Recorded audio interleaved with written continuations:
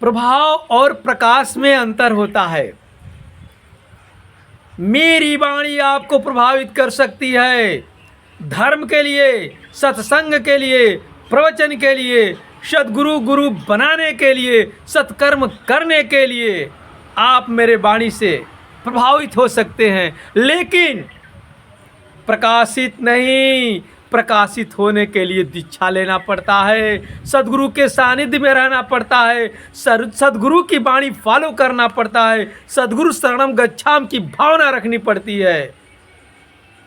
सद्गुरु प्रकाशित करते हैं, संत महात्मा और शिष्य प्रभावित करेंगे।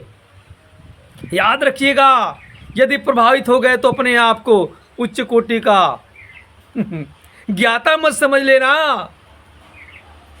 क्यों? क्योंकि विधाता सबसे ऊपर है ना।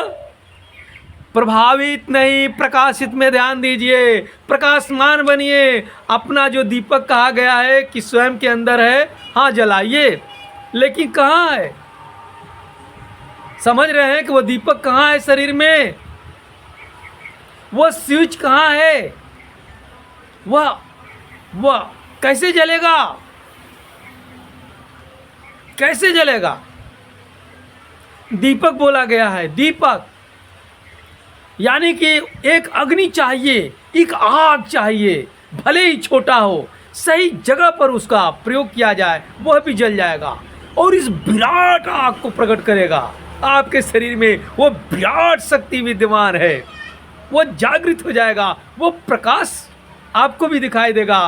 पूरे संसार आपसे लाभान्वित होगा, लेकिन सर्वप्रथम ज्ञान रूपी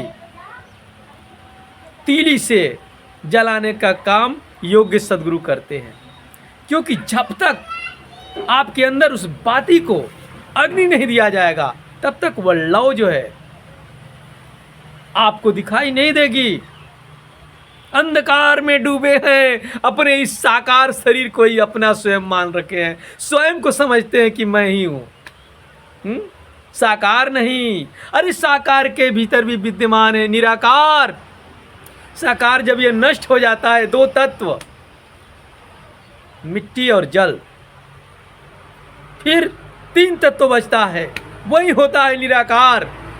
साकार से जाहिर है निराकार की हस्ती, बिंद जी लिखे है। साकार ना होता तो निराकार ना होता। क्यों? ऐसे समझिए, यदि मर करके कोई आत्मा फिर अपने घर आए, शरीर जब उसकी मर जाती है, अरे पहले बार की जब मर गया, शरीर नष्ट हो गया तो हटाओ हटाओ हटाओ, डेड बॉडी डेड बॉडी। अब वो डेड बॉडी हो गया, उसका अंत्येष्टि किया जाए, उसका वहीं पर रोने धोने के बाद समापन। और यदि वह आत्मा अपने घर में आए, किसी को दिखाई दे तो क्या कहेंगे? भूत आ गया, भूत आ गया। सोखा बाबा, तांत्रिक बाबा, जो भी है, कुछ नहीं तो अपने मातोश्री परिवार में जो भस्म है वही लगा दो, चटा दो, भाग जाएगा। सच में भाग जाएगा, लेकिन नफरत होने लगता है ना, क्योंकि उसकी दुनिया बदल गई, उसकी दुनिया बदल गई। इस दुनिया में आएगा भी तो सम्मान नहीं पाएगा, ये दृष्टि से देखा जाएगा।